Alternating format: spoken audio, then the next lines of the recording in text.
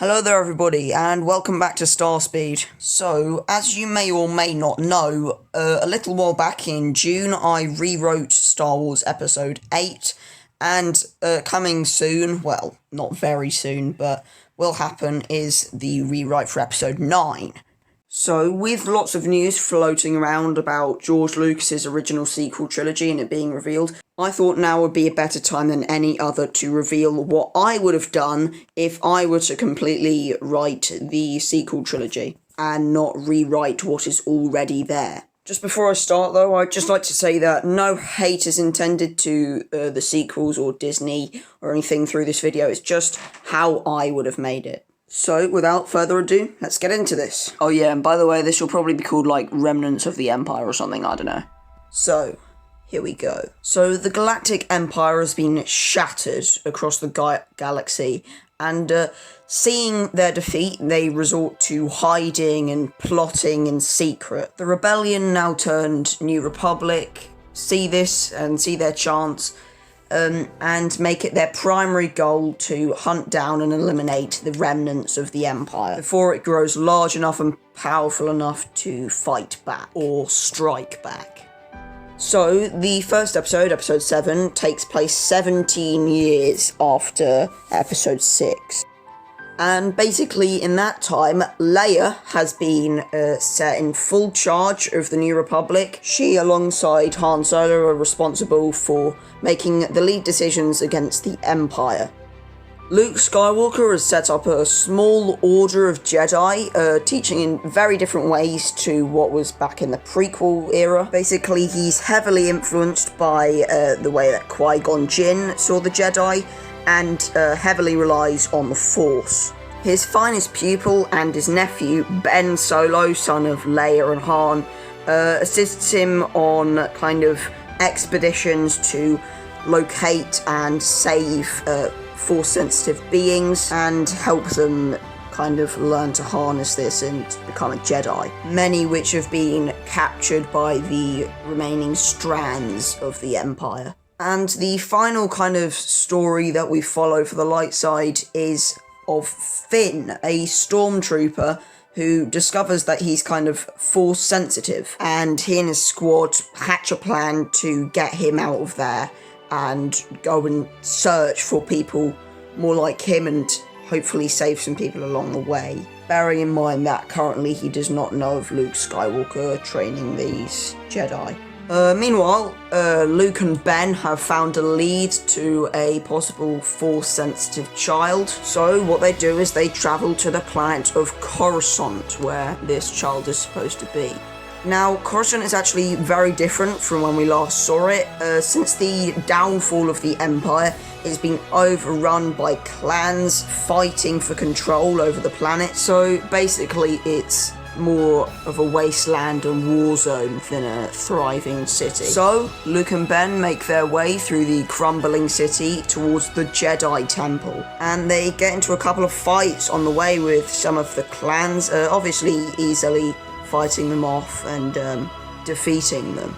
But yeah, they make their way inside of the Jedi Temple, and inside is kind of this whole civilization of like refugees from this planet, and everything they use is kind of built off the Empire, the Rebellion, and the Jedi before that. And basically they're guided toward this small hut or tent, and inside is a child about 7 years old cowering down. Luke, being Luke, tries to help the child. He reaches out, offers support, and then the child suddenly lashes out, destroying everything around her with one gigantic force push. Ben Solo, as he is plummeted to the floor, ignites his blue lightsaber, but Luke is having none of that and force pulls it towards him. And then, out of the shadows from behind the child, steps a dark, ominous figure.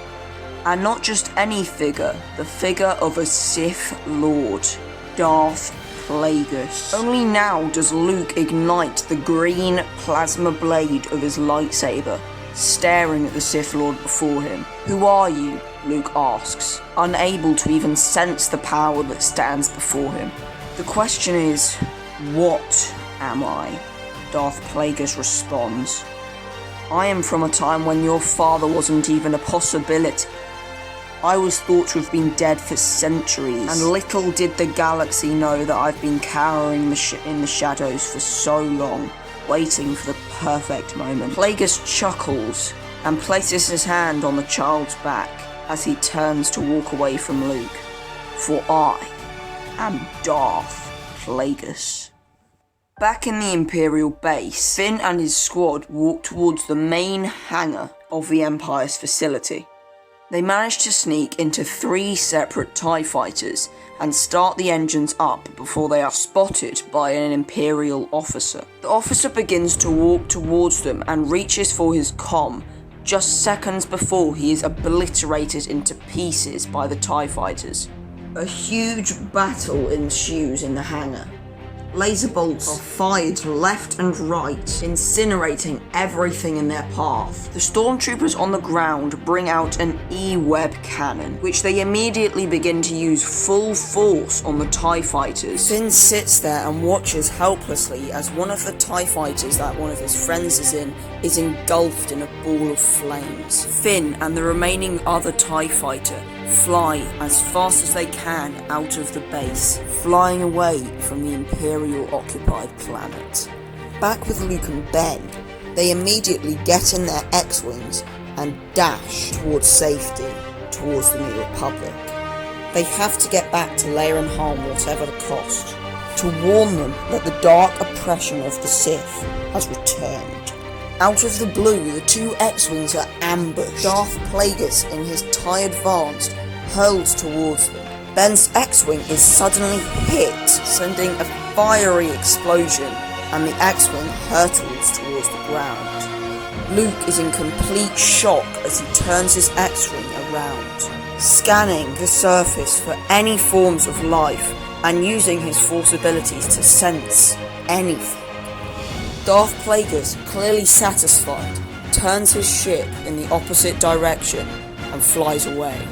Luke is horrified as he senses what has happened. Ben Solo is dead. The Jedi Master is immediately overwhelmed with emotions, sadness, hate, and fury. How could he, a Jedi Master, fail his 2 best friends in the world? Fail his nephew? The blame takes its toll. He immediately turns the other direction, heading for the atmosphere of the planet. He furiously storms his X-Wing through an asteroid belt, destroying every rock in his path. He doesn't even want to think about what he's going to say to Leia and Han when he returns to the New Republic. But what can he say? That he killed their son. He just continues to storm through the asteroid belt, not thinking about what he's doing, or not even really thinking about where he's going. Luke has never been in tune more with the dark side than he has in this moment. Without thinking about it, he lets his rage fuel him, and then he exits the asteroid belt. And ahead of him is the New Republic fleet. Luke flies through the fleet, knowing that there is no turning back now. He docks in a hangar and walks through the corridors of the ship, where he immediately runs into the 2 people that he feared he would meet, Han and Leia. What happened, Luke? Leia asks. Luke just stands there and looks at her, tears in his eyes, as she realises what happened. She places a hand on her head, sensing that her son is gone. Han questions, not knowing, "Where's Ben?" he asks. Judging by Leia's reaction, Han puts 2 and 2 together and begins to mourn. Luke begins to tell them that the Sith have returned and they need to take action now. The 3 look out the window, seeing a horde of TIE fighters flying towards them. 2 of the TIE fighters are being shot at, and they crash land into one of the hangars. They skid along the silky floors of the New Republic ship and come to an abrupt halt. The cockpits fly open, but the New Republic is ready. They have blasters primed, aiming at where the soldiers are supposed to come out. 2 hands shoot up out of the cockpit in a "I surrender" motion. I am Finn, FN2187. I have escaped the Empire with my friends, he cries. Now please, do not shoot. What about the fighters that were shooting at you outside? Cries one of the New Republic soldiers. They were chasing us, pants Finn, as he and the rest of his squad clamber out of the TIE fighters. Still with New Republic guns trained at his back, Finn demands to see the person in charge. I have priceless information, Finn states. The Imperials have nearly finished building a full fleet of Star Destroyers at Quart Drive Yards. The New Republic forces stand there and look at each other.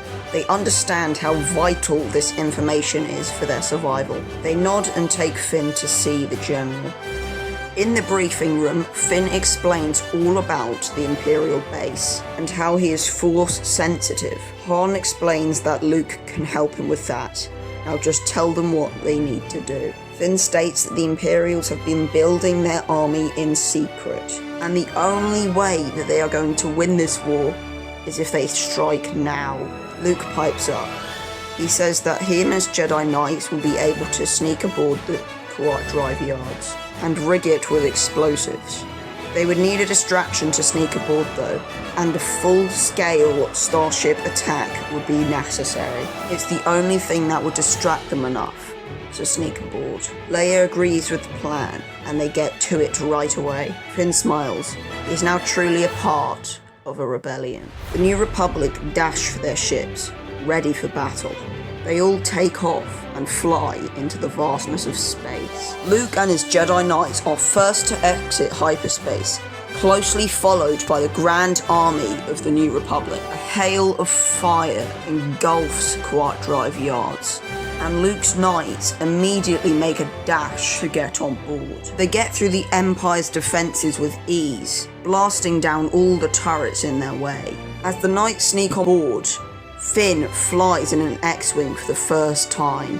He is determined to stop the Empire. Luke and his Jedi Padawans land in one of the many hangars of the vast space station. They immediately get to work, slaying all the stormtroopers that come in their path. They storm the corridors and place explosive charges on the inside of the station. Luke watches the new generation of Jedi. He has never been more proud. He remembers his teachers, Obi-Wan, Yoda, and he realizes that the circle is now coming to completion. Outside, the space battle rages on. Lasers fly left and right, ships are blown to smithereens. Bombing runs are made against Quart Drive Yards, however they have little effect. The space station is simply too big and too powerful to destroy from the outside. However, the New Republic, being the New Republic, continues to fight. They cannot let the Empire win. This very battle has been waited for over a decade. The New Republic won't just give up. More and more and more squadrons of TIE fighters are hurled at them. Star Destroyers are launched and put into effect, firing everything they have against the advancing New Republic fleet. Half-completed AT-ATs are even placed on the surface of the orbital ring, firing on the X-Wings, U-Wings, B-Wings and Y-Wings, attacking them. Back on the inside of the space station, the Jedi army is just about ready to depart, boarding themselves into a stolen Imperial ship, when Luke senses something, a dark energy walking towards him down the corridor. He turns to look and is shocked. Standing before him, Ben Solo. Ben, he cries, I no longer refer to that name. From now on, you shall call me Darth Morton. Luke understands what has happened, but still tries the best he can to turn Ben back. Please, he says, think of your mother, think of your father. You left me for dead, Darth Morton screams. I sensed using the Force that you had died, Luke responds. It must have been a trick by Plagueis. No, I see through the lies of the Jedi. I see through the lies of you, Morton shouts. I will not fight you, Ben, Luke says. Then so be it, Morton responds. He runs at Luke and swings with his glowing red blade. Luke ignites his lightsaber, but only for self-defense, to try and talk Morton out of this. I failed you, Ben. I'm sorry, he says. But the dark path is the wrong path. Surely you can see this. You mean nothing to me, the once Ben Solo cries. If I mean nothing to you, then all those years of training mean nothing to you. Your family mean nothing to you. The fate of the galaxy means nothing to you, Luke replies. Now please, Ben, don't do this. Your words mean nothing to me, old man. I see the true way, the way of the Sith, says Darth Morton. The Sith are of an old religion that died many years ago, cries Luke. See, that is where you fail, old man. The Sith are alive, more alive than ever before, and they are coming to end you and your feeble New Republic. Luke now finally sees that all hope is lost in his old apprentice. He knows what he has to do. He has seen it before. Listen to me, Ben. Strike me down and I will only become more powerful than you could possibly imagine. Ben stares at him intensely. He raises his crimson red lightsaber blade, thrusts it into the body of Luke Skywalker. Just like his master before him, Luke vanishes, leaving only his cloak and lightsaber hilt behind. Darth Morton picks up the hilt and ignites the green, glowing blade before him. Sensing that the Quark drive yard is about to blow, he races to his ship as the Jedi Knights detonate the hallway behind him. The explosion is huge, and Quark drive yards goes up in flames. The New Republic watch as the remnants of the Empire are destroyed, and they fly away, knowing the Empire has little chance of coming back from this. The final ships are incinerated, and the surviving troops are captured. The New Republic cheers, knowing today is a new day. The fleet and the Jedi Knights and Finn make the jump to hyperspace, knowing that they have surely won this battle. But the war is not over yet. Someday soon, a new oppression will rise. An oppression in form of the Sith. Leia can now sense that her son is alive. However, his soul is gone. Her brother Luke has died, and the new generation of Jedi has only really just begun.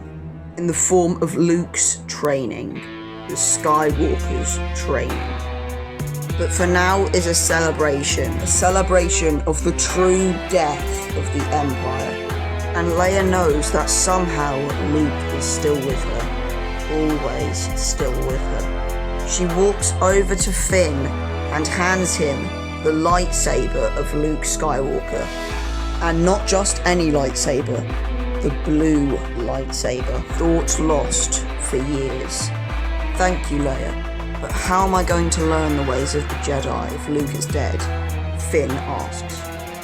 I can help with that, Leia responds. Finn knows that his path to a Jedi has only just begun, and a whole new adventure awaits.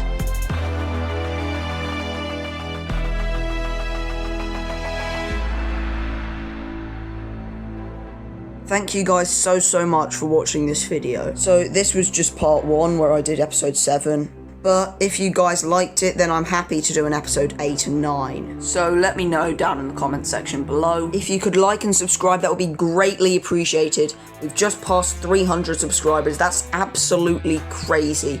Thank you so much. Obviously, if I made this into an actual movie, it wouldn't be this long. I'd add loads and loads of scenes, probably some more scenes on Coruscant of Ben and Luke trying to get to the temple. And add some scenes with like Luke and his Jedi Knights, a couple more flashbacks to like Return of the Jedi and all that. And yeah, basically, if I were to make it into an actual movie, this would just be the first draft. Obviously, I used most of the same characters from the sequel trilogy, just because I think it would take a long time to just set up my own, so I just thought it'd be easier to kind of do that for this video. But yeah, thank you all so much for watching. May the force be with you. Bye.